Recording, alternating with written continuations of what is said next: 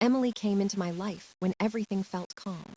I wasn't looking for anything dramatic or wild. She was the kind of woman who made chaos feel quiet. Her laugh filled every empty corner of my place. We met at a friend's barbecue on a hot summer day.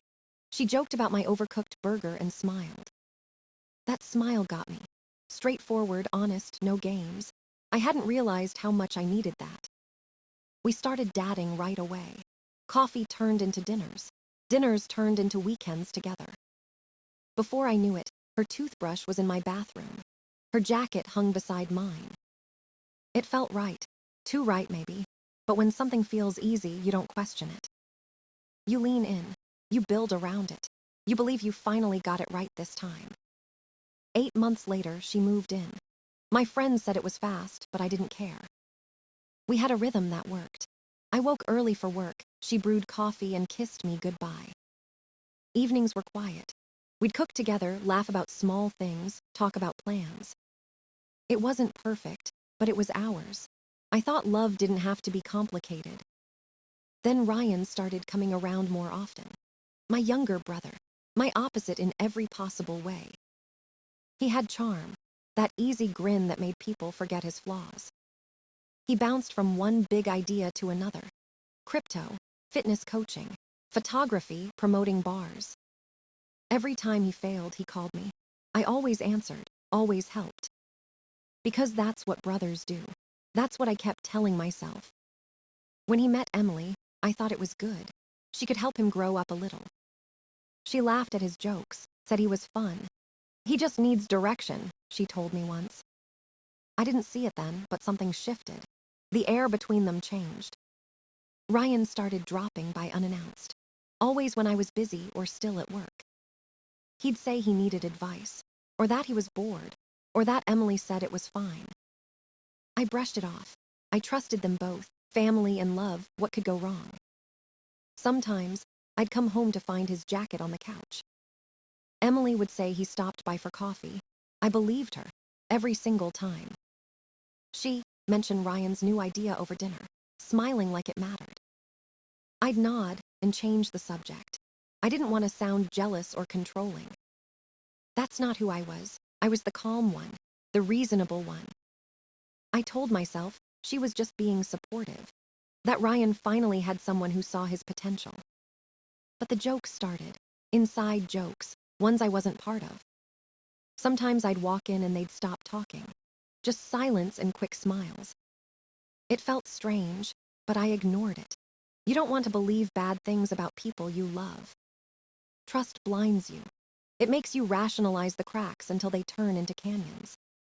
I kept working late, chasing deadlines, thinking I was building a future. Meanwhile, they were building something else, something I never saw coming. And by the time I did, it was already too late to stop it. It happened on a random Tuesday, the kind of day that starts ordinary and ends like a wreck. I was working overtime for weeks, chasing a big deadline at the company. Emily said she understood. She told me she was proud of my dedication. That morning, I left early, kissed her forehead, and promised dinner out on Friday. By noon, my manager canceled the afternoon meeting. I decided to surprise her. It was a small thought. Lunch together, maybe a smile, something normal. I parked the car, unlocked the front door quietly, not wanting to interrupt her work calls. The apartment was too quiet. No typing sounds, no music, no movement. A strange stillness hung in the air, thick and wrong. I walked toward the bedroom, heart steady but uneasy. Then I heard it, soft voices, laughter not from the TV, from the bedroom. At first, my brain refused to process it. There had to be an explanation. Maybe Ryan stopped by. Maybe they were talking. Maybe I was paranoid. But then came the sound that burned everything away. Their voices together, too close, too familiar. It was his laugh, her whisper, words I wasn't meant to hear. My stomach twisted. My body went cold. My hands started shaking. I stood there, frozen, listening to the betrayal unfold behind the door I paid for. I didn't scream, didn't move. I just listened, every second carved into me like glass. When the shower started running, I sat down on the couch and stared at nothing. My mind was silent, blank, as if emotion had turned off to keep me alive. After a while, I heard footsteps, Ryan's voice, then his face appeared. He froze. His smile died instantly. He looked like he'd seen a ghost. Then Emily's voice echoed from the bedroom, light and careless. She stepped into the hallway, wearing guilt like a second skin. "Ethan," she started, but I raised a hand. "Don't," I said. My voice sounded too calm, it scared even me. They both stood there, silent. No excuses left to hide behind. "How long?" I asked. No shouting, just a question that cut like a knife. Emily couldn't meet my eyes. Ryan swallowed hard. 3 months, he said. 3 months, a third of our relationship, 3 months of lies. Every late night, every visit, every inside joke, it all made sense now. Emily started crying. "It wasn't supposed to happen," she said. "Wasn't supposed to last 4 months?" I asked. "Wasn't supposed to be my brother?" Ryan tried to step closer, hands raised like peace could exist here. "Ethan, we didn't plan this. It just happened. We're serious about each other." I laughed, not because it was funny, but because it was pathetic. He said, "You know that whole bros before hoes thing. It doesn't apply if it's real." "Real," I repeated. "You call this real?" I stood up slowly. "You both can leave, now, take what you need and go." Emily begged. Ryan looked lost. I didn't care. The door was right there. For the first time, I wasn't the forgiving brother. I wasn't the man holding everything together. I was just done. Completely, finally done. I left my own apartment that afternoon. I couldn't breathe in that space anymore. Every corner felt poisoned.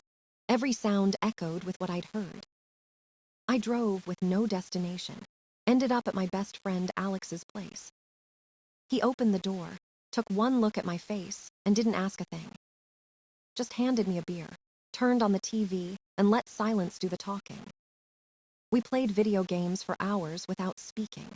That was exactly what I needed. When I finally told him what happened, he just said, "Damn man, that's brutal."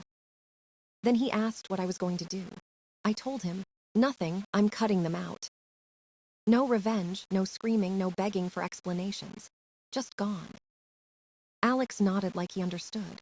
He always did. The next morning, I called a locksmith and changed the locks. I boxed up Emily's things, labeled them neatly, and sent them to storage. No emotions, no tears, just process, clean and controlled. It's strange how calm I felt, like my body had finally stopped fighting the truth. For weeks I worked late, went to the gym, and barely slept. My anger had nowhere to go, so I turned it into motion. I ran every morning until my legs burned. I lifted until my arms shook. It wasn't healing yet, but it was survival. Emily tried to call me at first. Dozens of missed calls, texts, emails. "Please talk to me. We made a mistake. He's not who I thought he was." I didn't respond. Not once. Silence was my only reply. Ryan sent one long text, full of excuses. He said they didn't mean to hurt me, that they couldn't help falling in love. He hoped someday I could forgive him. I deleted it before finishing the message. Forgiveness wasn't part of my vocabulary anymore. My parents found out 2 weeks later, probably from Ryan. My mom called crying. My dad tried to sound calm. "Ethan, he's your brother. Family can work through this." "No," I said. "Family doesn't do this." They tried again, said people make mistakes, said I was being too harsh. "This wasn't a mistake," I told them. "It was months of choices." My mom went quiet. My dad sighed. They didn't understand, but I didn't need them to. I stopped answering when the topic came up. Boundaries became my armor. Days turned to weeks. I focused on work, therapy, and rebuilding routine. At first, every night felt like a war. Then it got quieter. The absence of their voices became peace. I realized I'd been carrying them for years. Ryan's chaos, Emily's validation. Without them, life was still simple, finally mine. One night, I looked around my new place. No shared memories, no ghosts. For the first time in months, I exhaled without pain. It didn't feel like victory. It felt like release. And maybe that's what healing really is. Learning how to stop holding what broke you. News about Ryan and Emily started to reach me through friends. I never asked, but stories found their way. Apparently, they moved into a small one-bedroom apartment on the east side of town. It wasn't the dream they'd imagined. The place had thin walls, leaky pipes, and screaming neighbors. They barely had enough money for rent, and Emily's paycheck couldn't cover both of them. Ryan jumped from one new opportunity to another, just like always. He sold sneakers online, tried photography again, started a podcast that no one listened to. Each idea crashed before it began. Emily started getting tired. The excitement that once burned between them was gone. Without secrets, there was no thrill left, only the weight of reality. A friend told me they fought in public once, at a grocery store. Ryan was begging her for money. She told him to grow up. People stared while they argued between frozen pizzas and cheap wine. The great love story that destroyed my life had turned into a discount tragedy. Emily's friends dropped her. No one wanted to hang out with the woman who cheated on her boyfriend with his brother. Her social media went quiet. The captions about following my heart disappeared. She looked older, someone said. Tired, worn down, hiding behind sunglasses and regret. Ryan wasn't doing better. He called my parents for help again. They gave him money twice before saying no. Without me to clean up his messes, he had no backup plan. That's when karma really began its work. Every problem he dodged landed all at once. Bills, debt, guilt. He was finally living the life he earned. I didn't smile when I heard it, but I didn't feel bad either. I just felt distance, the kind that comes after too many chances wasted. My dad told me Ryan tried to justify everything. He said they didn't mean for it to happen, that they were in love. But love built on lies always collapses. It just takes time. 6 months later, Emily quit her job. Rumor was she couldn't handle the looks at the office. Everyone knew what she'd done. She moved again, smaller apartment, lonelier street. Ryan burned through his last few gigs and ended up selling his camera for rent. They stopped posting online altogether. It was like they disappeared. Sometimes people destroy themselves so completely that you don't have to lift a finger. All I had to do was stay quiet, stay gone, and watch the universe balance itself. My friends called it karma. I called it math. You break trust, you lose stability. You betray love, you end up alone. It's not magic, it's consequence. And the truth is, I didn't want revenge anymore. I just wanted peace, and I already had it. They traded peace for passion, and passion fades faster than you think. Every action has a cost. They just didn't realize the bill would come so soon. My life started to rebuild quietly, one small habit at a time. I woke up early, made coffee, went to the gym before sunrise. Work became my anchor, something I could control when everything else had fallen apart. I volunteered for difficult projects, stayed late, learned new systems. 3 months later, my boss promoted me to senior engineer. It wasn't just a raise. It was proof that I could rise again. The silence in my new apartment felt different now. It wasn't loneliness anymore. It was peace. I stopped checking my phone for messages that would never come. I stopped wondering what they were doing. I started asking myself what I wanted. For the first time, the answer wasn't tied to anyone else.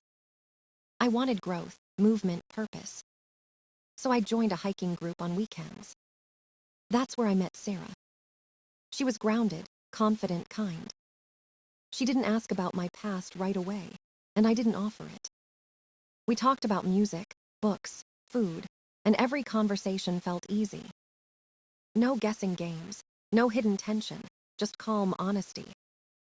We started seeing each other more. Movie nights, late dinners, long walks that ended with quiet laughter. It wasn't fireworks. It was steady warmth, and I preferred that. After everything, I didn't want passion that burned. I wanted peace that lasted. 6 months after the breakup, I bought a small house. Not fancy, but mine. Paid for with my own money, built with my own hands.